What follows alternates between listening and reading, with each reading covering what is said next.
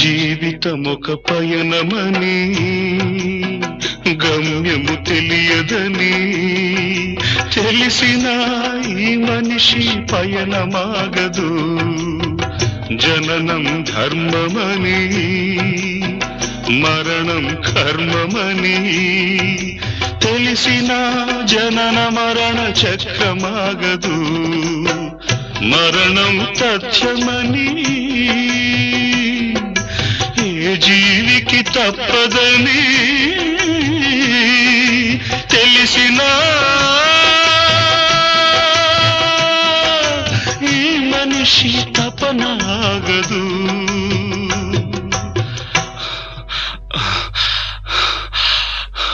ఈ బ్రతుకు తపనాగదు.